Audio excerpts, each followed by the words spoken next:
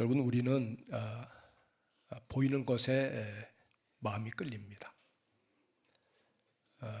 누가 어떤 유명한 그런 어떤 이름을 가지고 사는 사람이 있다면 그 이름을 가진 사람을 또 보고 싶어서 또 사람들이 몰리기도 하고, 또 어떤 그 볼거리가 있으면은 거기를 빠지지 않고 몰려들면서 찾아오는 그런 경우들을 보게 됩니다.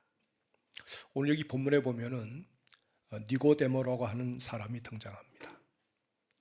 여러분, 이 니고데모는 유대인의 지도자였고요. 오늘 성경에 보니까 사내들인 공의회 회원이라고 그랬습니다. 과거 그 당시에 사내들인 공의회 회원이면, 공의회 의원이면 지금의 어떤 것과 같으냐면 입법부와 그 행정부의 권력을 반반 가지고 있는 힘을 가지고 있었어요. 거기에 공의회 회원이었다는 거죠. 70명 가운데 한 사람이었다는 말입니다.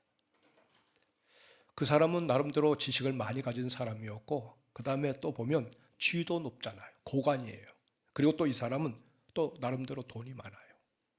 당시에 영향력을 가지고 살던 사람이었습니다. 나름대로 세상이 어떻게 돌아가는 것을 알고 있었고, 시세를 잘 파악할 수가 있었고, 그리고 그의 예측은 거의 틀림이 없이 맞는, 그래서 그런 위치까지 올라갈 수 있었던 그런 아주 특별한 사람이었습니다. 그런 사람이 오늘 본문에 보니까 밤에 예수님을 몰래 찾아왔어요. 왜 밤일까요? 당시에 예수님의 이름이 드러나면서 사람들이 누구든지 예수님을 두드러지게 따르고 그 편에 선 사람들은 유대 공동체에서 다 쫓아낸다, 불이익을 주겠다, 그런 점증하는 그런 비판적인 그런 움직임 때문에 사실 사람들이 예수님을 찾아간다는 것은 보통 그건 몸이 아닐 수가 없는 거죠.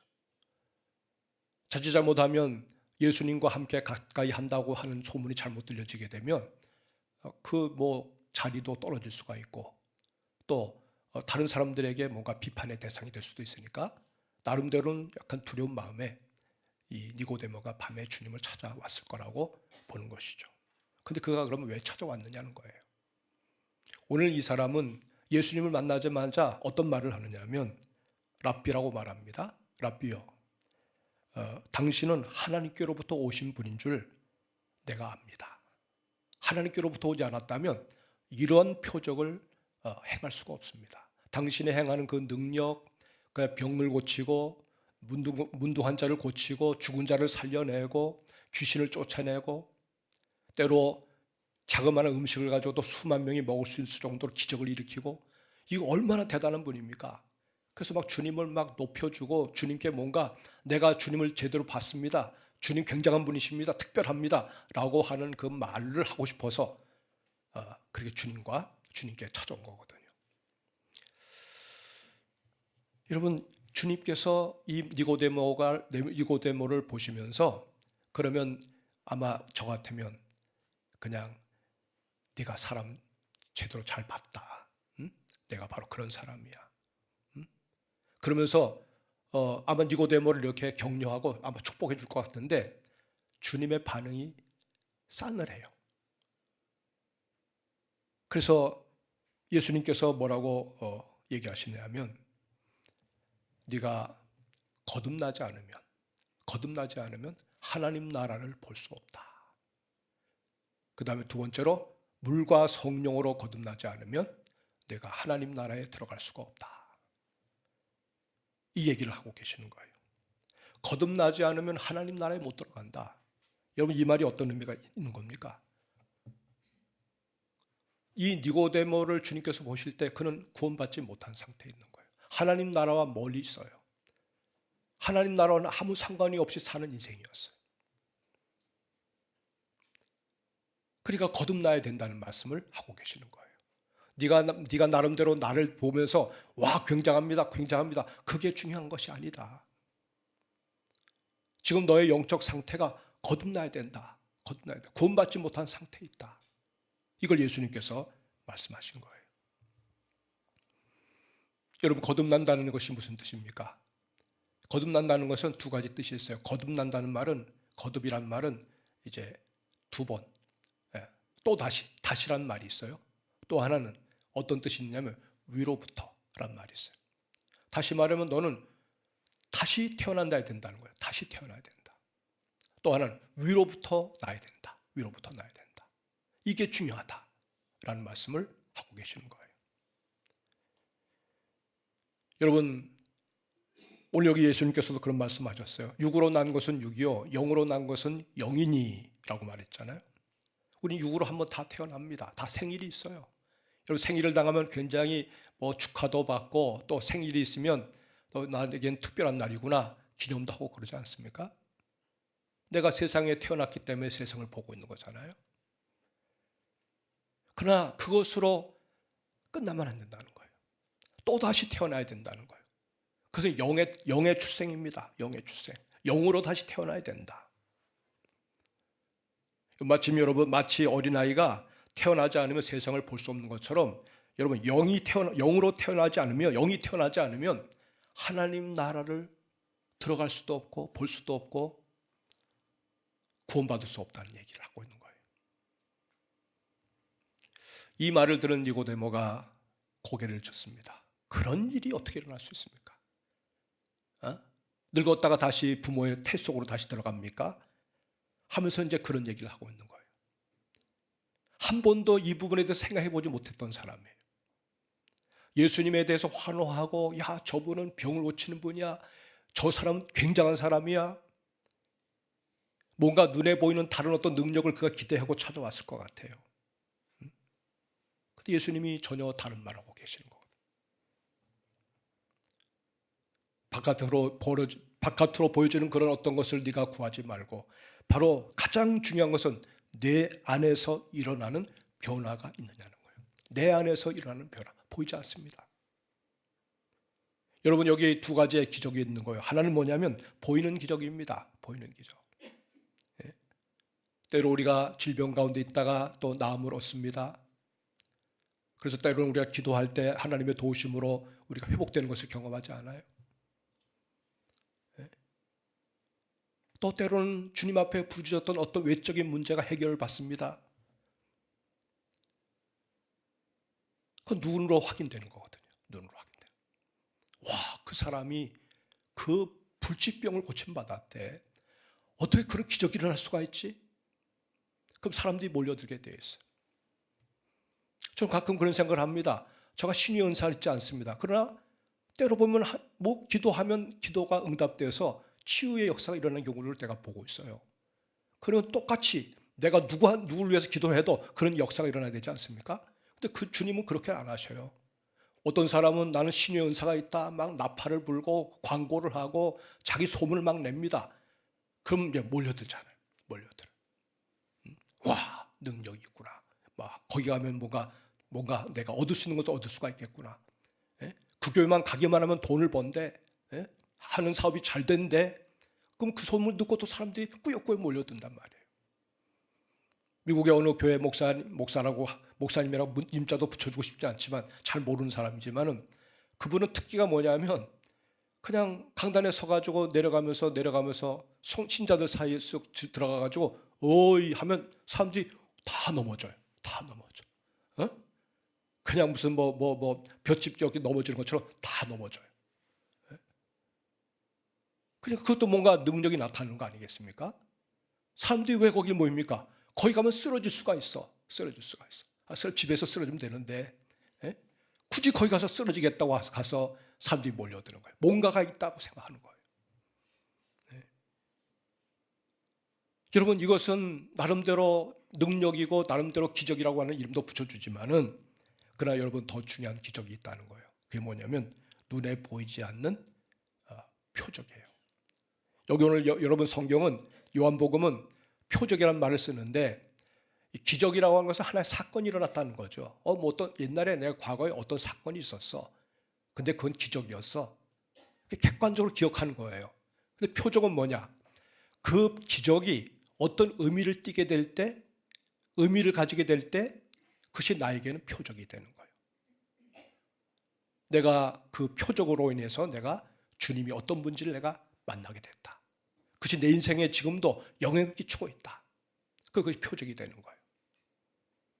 여러분, 거듭나는 거 표적입니다. 내가 중생했습니다. 내 안에 주님이 들어오셨습니다. 그리고 내 안에 주님이 새로운 생명으로 내 안을 주님께서 살아나게 하셨습니다. 영생이 내 안에 존재합니다.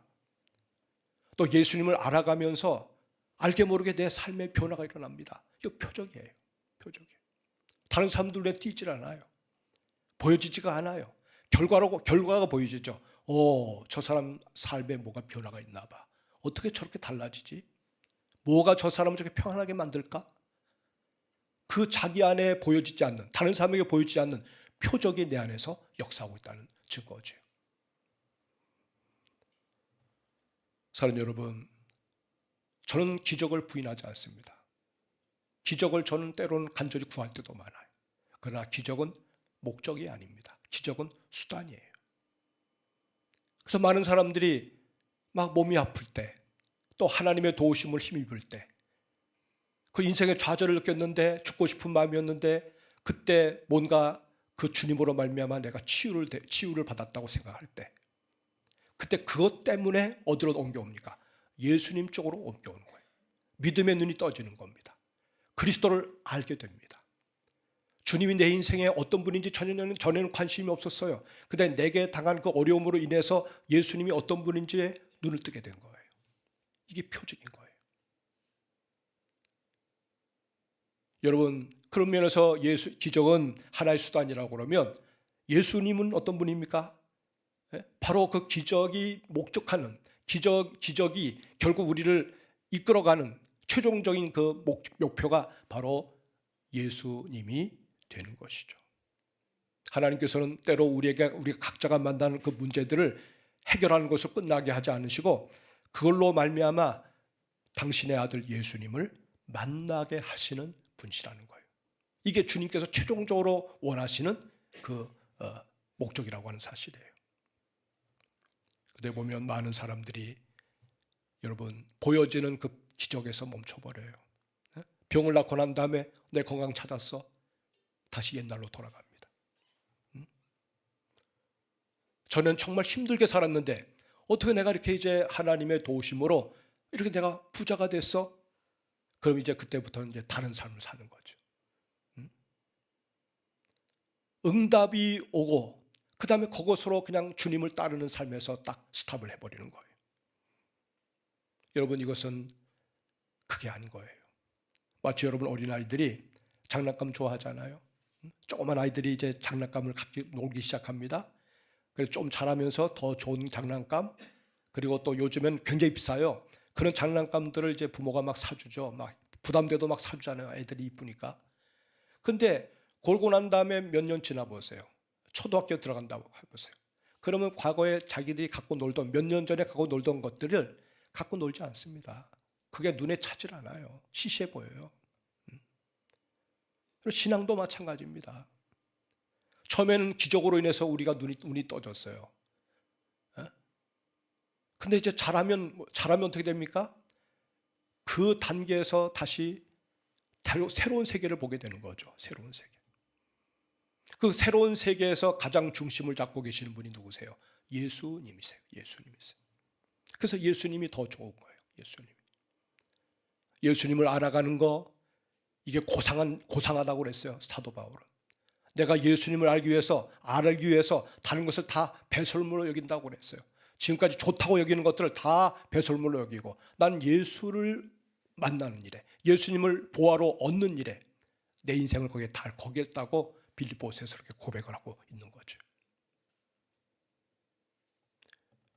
사랑하는 여러분, 오늘 우리의 신앙생활이라고 하는 것이 그냥 항상 그냥 거기에서 맴도는 그런 신앙이 아니라 그 구심력을 벗어나서 원심력으로 더 넓은 곳으로, 더 깊은 곳으로 나아가는 신앙의 소유자들이 되시기를 주의 이름으로 축복합니다.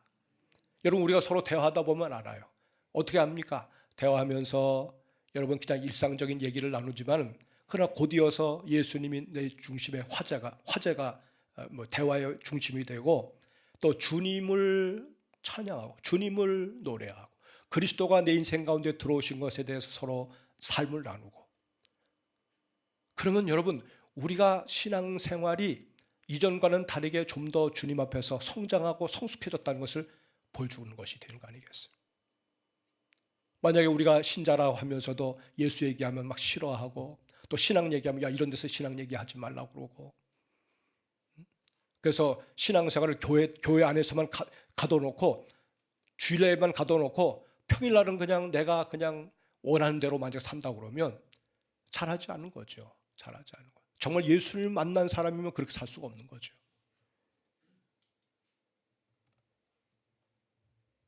사랑하는 여러분, 오늘 여기서 보면 예수님이 이 니고데모를 보시면서 그가 나름대로 호기심을 가지고 왔지만 그가 정말 원하는 것이 그게 아니라는 것을 깨우쳐 주기 위해서 결국 주님께서 여러 말씀하는 가운데 이제 중요한 얘기를 하잖아요.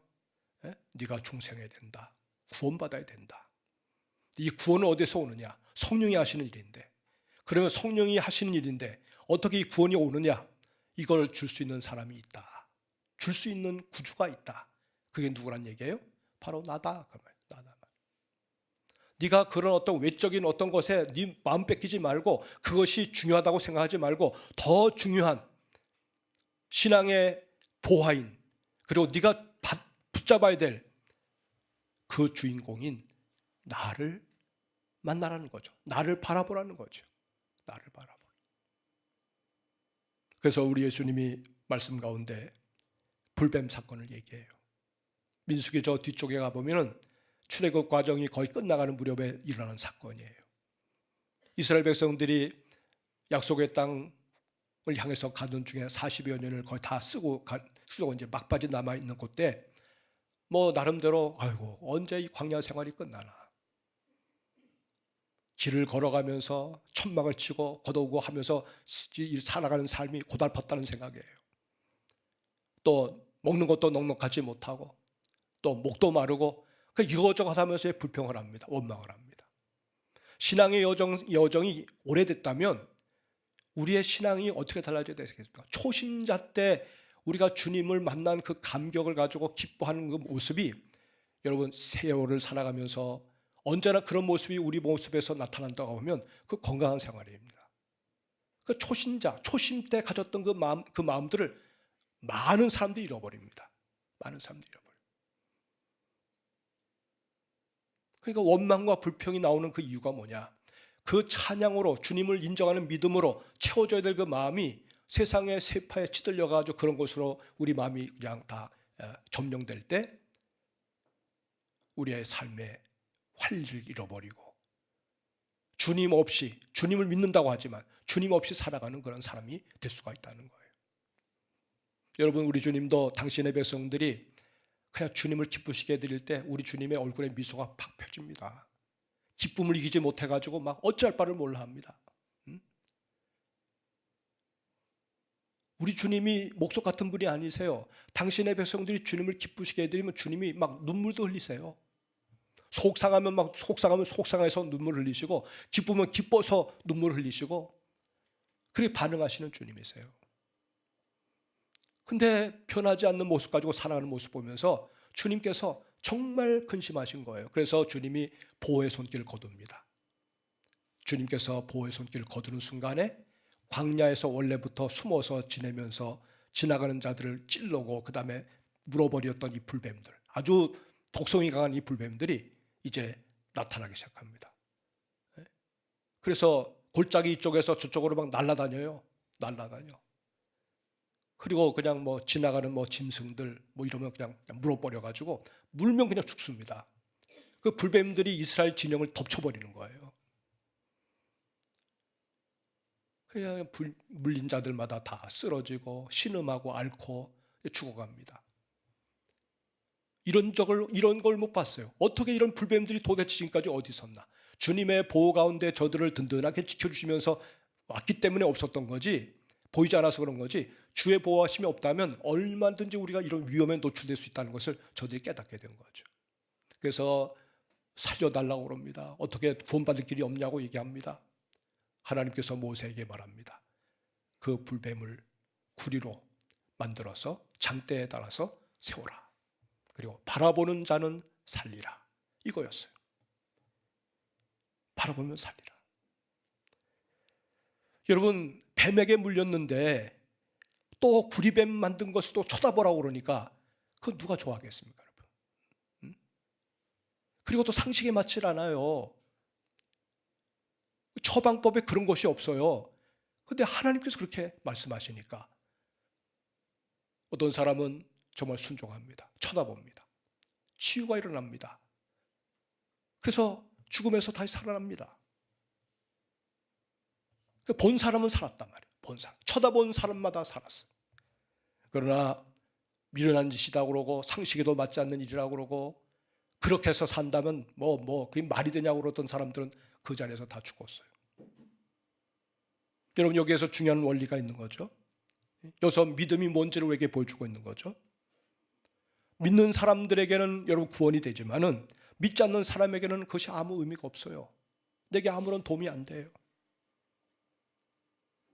기적은 그냥 일어난 사건이지만 표적은 뭡니까? 믿음으로 들여다보니까 여기 구원의 길이 있구나.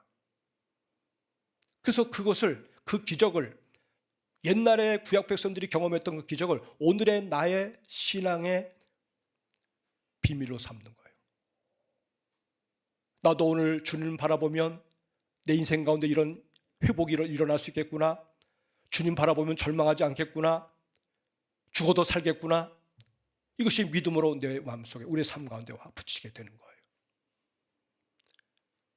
여러분, 예수님은 니고데모에게 그 얘기를 합니다. 니고데모야, 모세가 광야에서 뱀을 든 것 같이 인자도 들려야 하리니. 인자가 누굽니까? 예수님이에요. 인자도 들려야 하리니 이는 그를 믿는 자마다, 그 인자를 믿는 자마다, 바로 나를 믿는 자마다 영생을 얻게 하려 하심이니라 라고 말씀하신 거예요. 여러분, 이 얼마나 놀라운 메시지인지 몰라요. 바로 주님께서 들려줘야 될 그게 뭐겠어요? 이스라엘 백성들 불뱀에 물린 다음에 장대에다 구리뱀을 만들어 달았는데 인자도 곧 들리게 된다. 나무에 들려서 올라서게 된다. 그 십자가인 거였어요. 십자가. 예수님은 오늘 이 니고데모에게 십자가를 얘기하고 있습니다. 복음을 얘기하고 있습니다. 하나님께서 인생을 사랑하셔서 건져내시는 그 복음의 능력은 단순히 병 났다가 또다시, 여러분, 결국 병 났지만 나중에 가잖아요. 죽잖아요. 그런 것이 아니라 잠시 우리를 충족시켜주다가 또다시 반복되는 것이 아니라 영원한 구원, 영원한 생명, 다함이 없는 그런 축복의 인생을, 그리스도를 바라볼 때 얻게 되는 이 축복, 바로 내가 온 인류가 구해야 되고 찾아야 될 유일한 표적이라 하는 말이에요. 많은 표적들 가운데, 많은 기적들 가운데 믿음으로 나를 바라보는 자가 누리게 되는 그 표적, 바로 십자가의 사랑이고 구원이라고 말씀하고 계시는 거예요. 사랑하는 여러분, 이 복음이 언제나 우리의 삶 가운데 한 중심에 여러분 깊이 중심을 차지할 수 있기를 주의 이름으로 축복합니다. 복음을 놓치면 다 의미가 없어요. 아무리 여러분 별의별 기적과 별의별 사건이 우리 안에서 일어난다 할지라도 예수를 잃어버리면, 예수님의 십자가의 복음을 잃어버리면 아무 의미가 없는 거예요. 이 특별히 사순절 기간 동안에 여러분, 예수님이 나와 어떤 관계가 있는가, 주님이 어떤 분이신가, 이걸 여러분 깊이 여러분 생각하셔야 돼요. 그냥 내가 습관적으로 믿었던 예수, 그는 한 번도 그분에게 마음을 주지 못했다면, 그리고 그분에게 내 인생을 맡기는 결단을 하며 살지 못했다면, 아직도 우선순위에서 언제나 예수님이 저 뒤쪽에 밀려있는 분이라면 뭔가 변화가 일어나야 되지 않겠습니까? 우리가 믿지 않는다면 주님은 우리를 위해서 아무 일도 할 수가 없어요. 여러분, 오늘 이 사순절 기간을 보내는 이 중에 오늘 우리가 그리스도 예수를 보면서 들려진 사랑, 십자가에 들려진 그 사랑, 그 사랑으로 말미암아 오늘 우리의 구원이 있고, 오늘도 우리가 하나님을 노래하고 그 주님이 내 인생에 의미를 가진 중요한 분이 되어서 정말 주님을 우선순위로 두고 살아가는 인생이 어떤 인생인지를 믿지 않는 사람들에게 보여주면서 하나님 앞에 멋지게 인생을 쓰임받으며 살다가 영광의 주님 앞에 설 수 있는 분들이 되시기를 주의 이름으로 축복합니다. 아멘. 기도하십시다. 주신